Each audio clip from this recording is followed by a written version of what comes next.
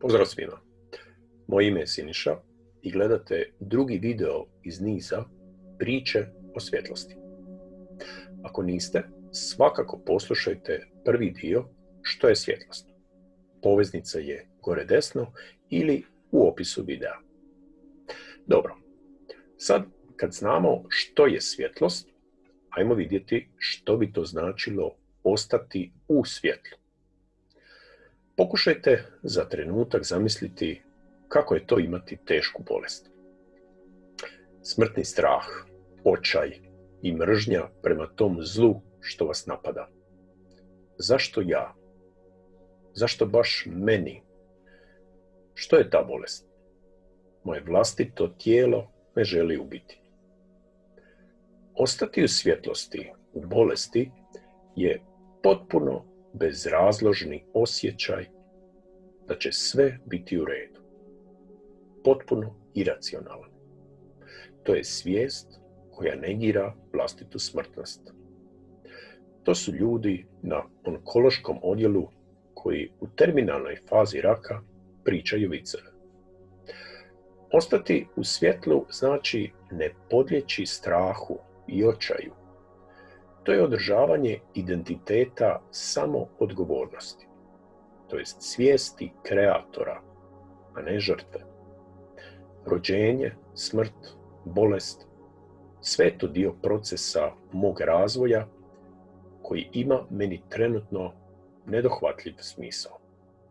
Strah, slabost i očaj mi nikako neće tu pomoći. Što je pak sa nesrećama? Zaronimo u kožu čovjeka koji je izgubio svoje najbliže ili dom u, na primjer, potresu, požaru, poplavi. Koga da se krivi? Zašto baš ja? Prokleta sudbino. Ja više nemam zašto živjeti. Ostati u svjetlu, u nesreći, je opet prihvaćanje samo odgovornosti i položaja kreatora, a ne žrtve.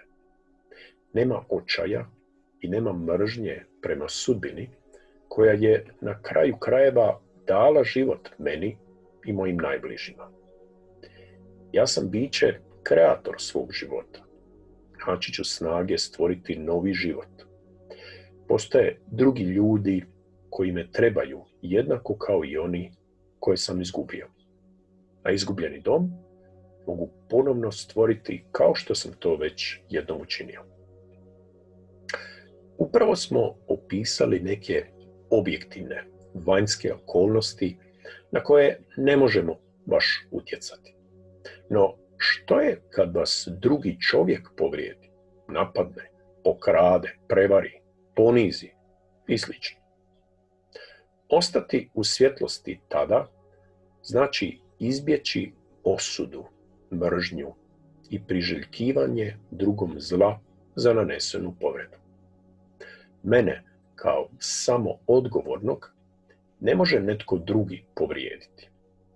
Bol uvrede osjeća moja niža svijest, taština, ego. To je svijest životinje koja nagonski reagira.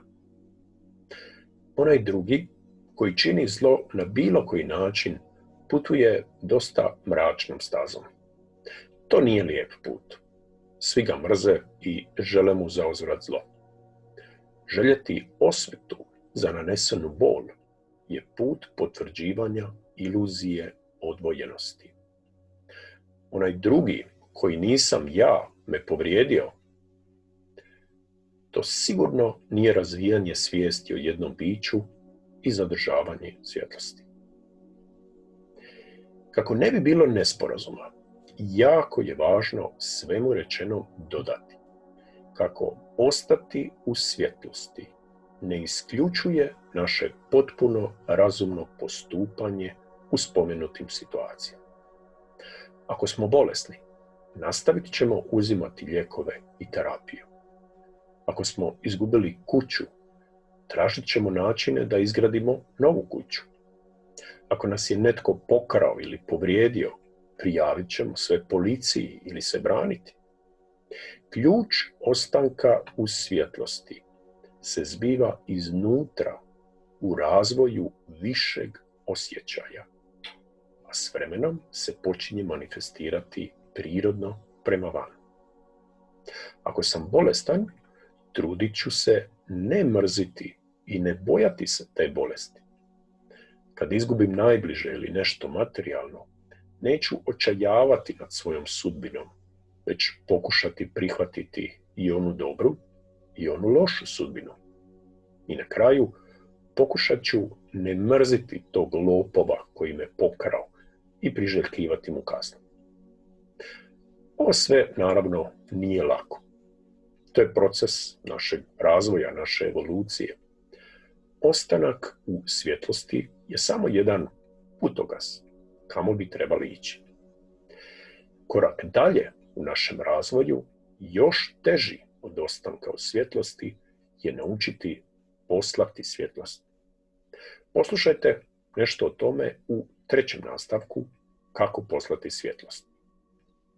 Svoje mišljenje o ovoj temi ostavite ispod videa. Moje ime je Siniša i drago mi je što ste pogledali ovaj video.